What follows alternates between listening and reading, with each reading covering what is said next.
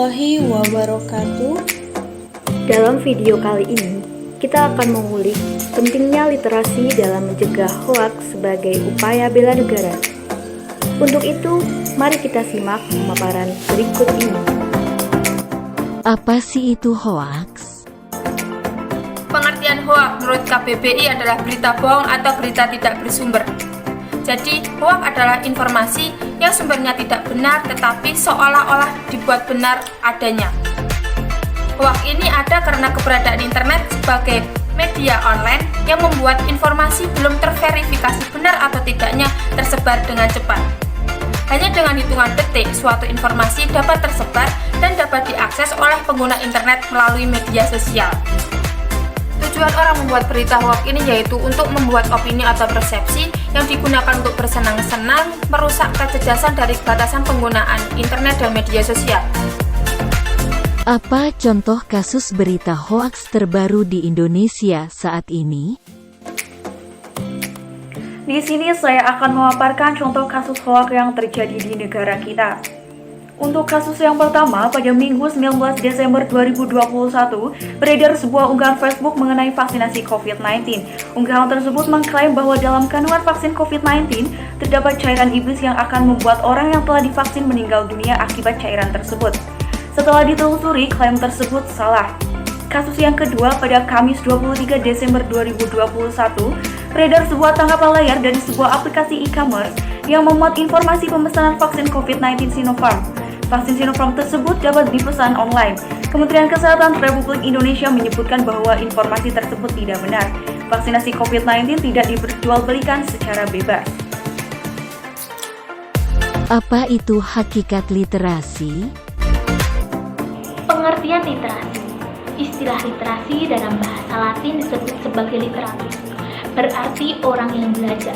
Secara garis besar, literasi sendiri ialah istilah umum yang merujuk pada kemampuan dan keterampilan seseorang dalam membaca, menulis, berbicara, menghitung, juga memecahkan masalah di dalam kehidupan sehari-hari. Berdasarkan survei yang dilakukan Program for International Student Assessment atau PISA yang dirilis Organization for Economic Cooperation and Development atau OECD, pada 2019, Indonesia menempati peringkat ke-62 dari 70 negara, atau merupakan 10 negara terbawah yang memiliki tingkat literasi rendah. Hal itu sangat memprihatinkan, sebab jalan untuk memperkaya ilmu salah satunya adalah dengan membaca. Bagaimana pentingnya literasi untuk mencegah hoaks? Kemampuan literasi yang rendah akan membuat masyarakat mudah menerima berita hoaks. Maka dari itu, sangat diperlukan literasi digital. Pentingnya literasi digital. 1. Memilah konten negatif yang ada di internet. 2. Memperkuat kapasitas masyarakat menghadapi revolusi industri 4.0. 3. Menciptakan masyarakat dengan pola pikir kritis dan kreatif.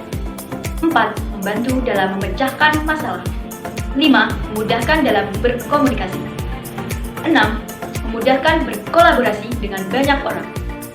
Masyarakat yang berhasil memiliki kemampuan literasi digital yang baik akan mampu menerima, mengolah, dan mengaplikasikan informasi secara benar, sehingga masyarakat akan terhindar dari risiko terjebak cybercrime.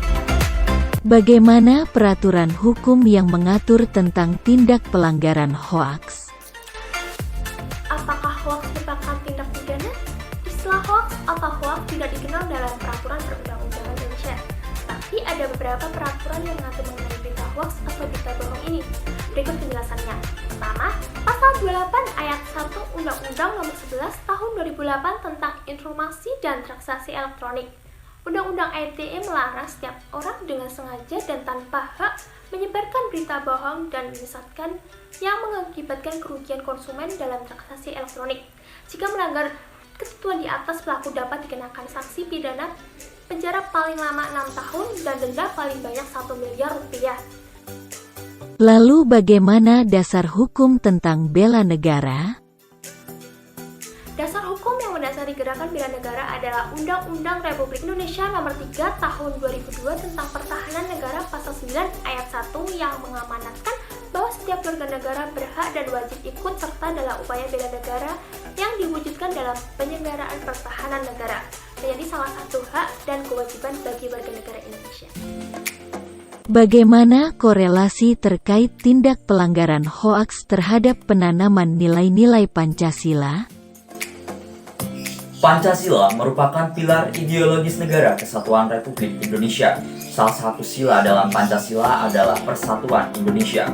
Dengan salah satu butirnya yaitu mampu menempatkan persatuan, kesatuan, serta kepentingan dan keselamatan bangsa dan negara sebagai kepentingan bersama di atas kepentingan pribadi dan golongan. Berdasarkan hal tersebut, jelas bahwa setiap warga negara harus dapat menjaga persatuan Indonesia. Hal yang dapat merusak persatuan di Indonesia salah satunya adalah hoaks. Pada kondisi saat ini, cukup banyak orang yang mengatasnamakan kebebasan berekspresi sebagai suatu bentuk HAM untuk menyebarkan kebencian dan provokasi melalui media sosial. Padahal, jika kita mengingat kembali sila kedua dalam Pancasila, dapat dimaknai bahwa kita harus beradab dan bermoral, tidak terkecuali ketika berekspresi di media sosial. Dalam situasi-situasi tersebut, berita hoaks dapat mengancam sila ketiga yaitu persatuan Indonesia dan menjadi isu yang berbahaya dalam hidup berbangsa dan bermasyarakat.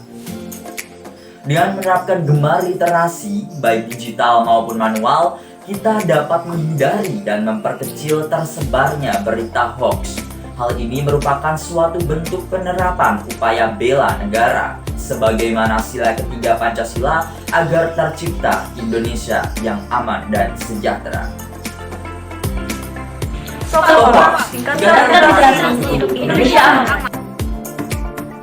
Sekian dari kami. Wassalamualaikum warahmatullahi wabarakatuh.